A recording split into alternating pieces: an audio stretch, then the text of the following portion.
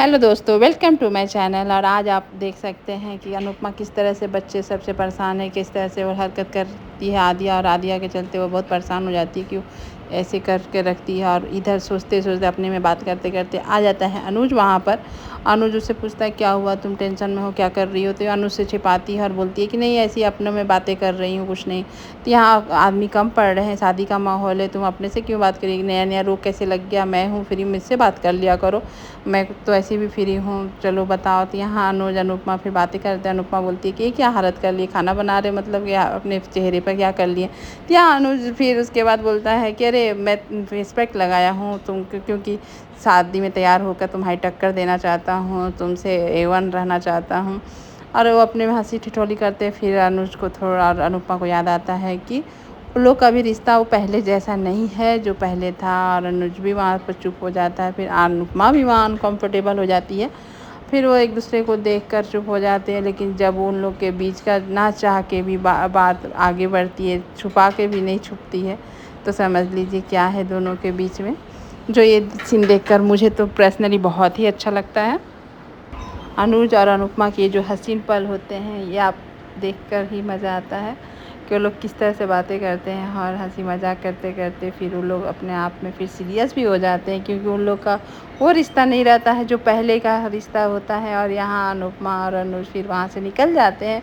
और अनुपमा निकलते बाद अनुज अपने आप पे अफसोस करता है कि मैं कैसे ऐसे बोल सकता हूँ, ना चाह के भी वो बोल दिया। और इस तरह का मोमेंट बना रहता है। और यहाँ बनराज परेशान है किसी से बात करके कि उसका अलग प्लानिंग चल रहा है। और यहाँ देविका भी पीठ पीछे बात कर रही है, उस लेडीज़ के बारे में पता लगा रही है। और यहाँ बात दोनों को होने के बाद वहाँ बनराज बोलता है कि तुम्हारा इतना ऑफिस में काम था तो यहाँ क्यों आई हो, तुम्हारे बिना भी संगीत हो सकता है, इस तरह से टोन देकर जाता है। और यहाँ सभी जेंट्स मिलकर जो खाना तैयार करते हैं और खाकर सब खुश हो जाते हैं। खाना उतना यम्मी और टेस्टी बना होता है। सब एक दूसरे को बताते कौन क्या बनाया, कैसे बनाया।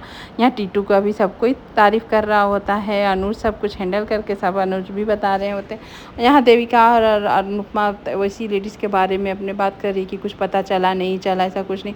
तब तक अनुपमा अनुज का बना हुआ डिश खाकर अचानक से बोल देती, ये तो मेरे अनुज ने ही बनाए होंगे, इतना परफेक्ट, इतना टेस्टी डिश।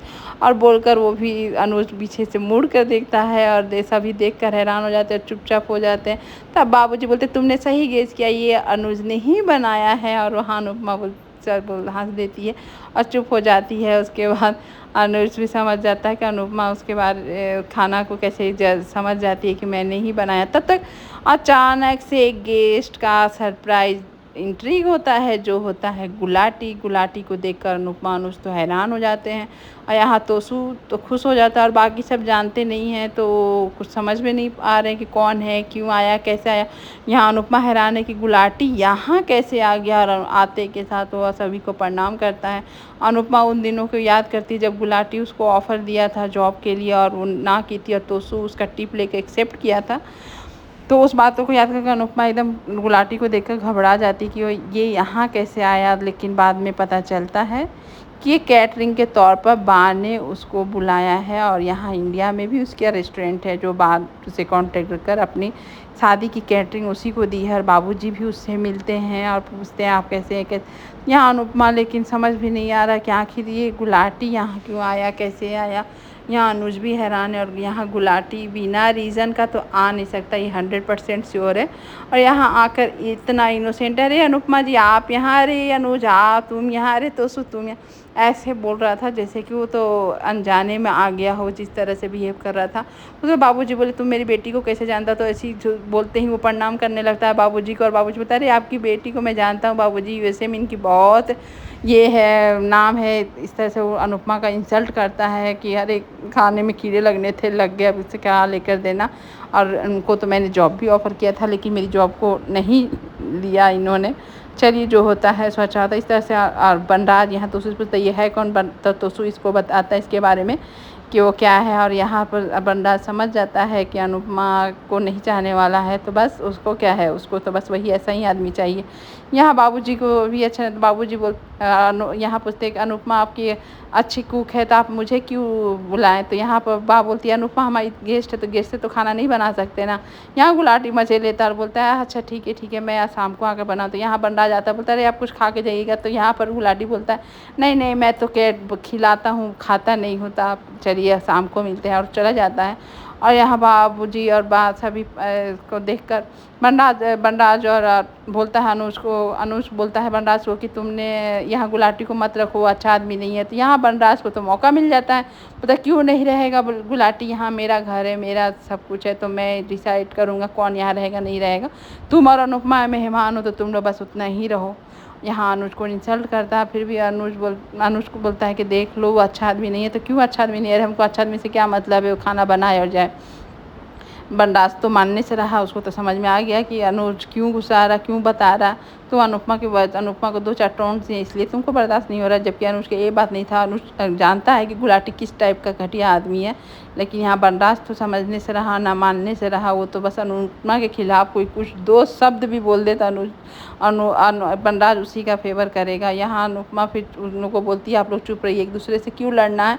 यहाँ बाबूजी का घर है, उनकी शादी का घर है, वो फैसला लेंगे। यहाँ पर चुपचाप देख रहती है आदिया भी ये सब चीज़ कि किस तरह से बंडाज अंकल अनुज से बात कर रहे होते हैं, उसके पॉप से। यहाँ पर फिर उसके बाद बाबूजी बोलते हैं इसका बाद में करेंगे, अभी जो माहौल है उसको अच्छा रहने दे, क्यों ख़राब करना है।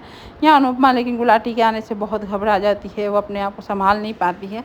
यहाँ पर आप देख सकते हैं कि आती है किंजल और तोसू से पूछती है कि तुम गुलाटी को जानते हो क्या। तुम यहाँ पर तोसू बस अपने पापा का 2 कॉपी गाना गाते हुए यहाँ किंजल को इरिटेट कर रहा है। और यहाँ पर किंजल बोलती है तुम पापा का कॉपी मत करो, और पापा तो अच्छा गाते, तुम तो बेसुरा गा रहे हो।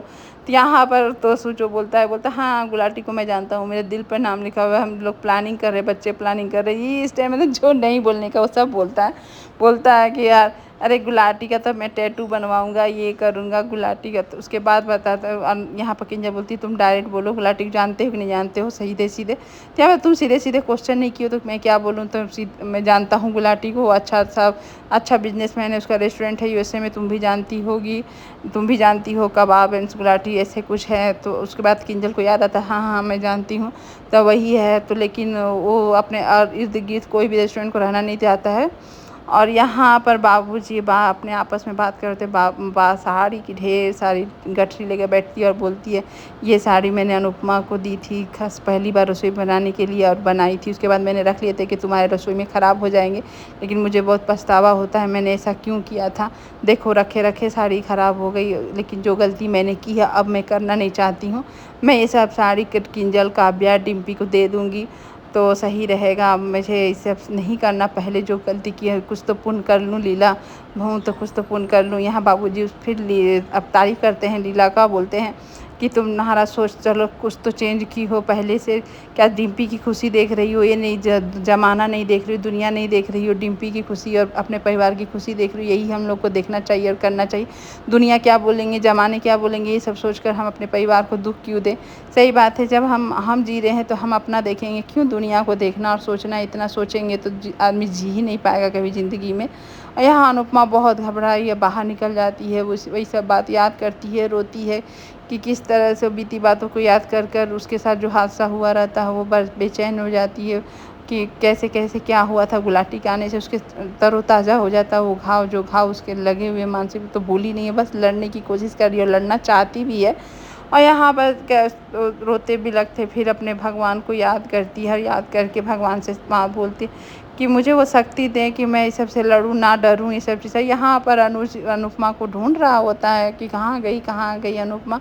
लेकिन अनुपमा यहाँ भगवान से हिम्मत मांगती है, भगवान का मंत्र बोलती है, कृष्ण भगवान वासुदेव भगवान से, परमात्मा से सब बोलती है कि मुझे हिम्मत दे, मैं ऐसे डरूँ नहीं। यहाँ पर आ जाती है आदिया के बोलती है कि पॉप्स आपके साथ बनराज अंकल जो बात किए मुझे अच्छा नहीं लगा, आपको इंसल्ट करते हैं, लगता है जैसे हम लोग यहाँ पर ज़बरदस्ती मेहमान बनकर आए, तो चलिए पॉप्स हम लोग को नहीं रहना। यहाँ पर अनुज बोलता है कि बनराज का बोलने से ऐसा नहीं होता कि हम लोग चले जाएं।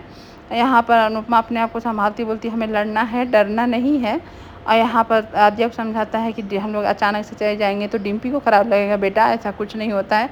और जो प्यार करते इज्जत देते उनके बारे में सोचिए, वनराज के जैसे इंसान के बारे में आप सोचकर जीवन नहीं जी सकते, आगे नहीं बढ़ सकते, तो हमें वो नहीं सोचना चाहिए और हम लोग अचानक जा नहीं सकते हैं। तो यहाँ पर फिर उसके बाद आदित्य जिद नहीं करती है, क्योंकि जिद मैं करूँगी तो अनुपमा जोशी बता देगी मेरे पापा को कि मैंने परी को लॉक किया था, और वो चुप हो जाती है, बोलती आइंदा कुछ होगा पापा पॉप्स तो हम लोग चले जाएंगे। तो वो बोलता है क्यों नहीं, अपनी बेटी का बात ज़रूर मानूंगा। और आज का वीडियो बस इतना ही, आपको कैसा लगा बताइएगा जरूर। Thank you.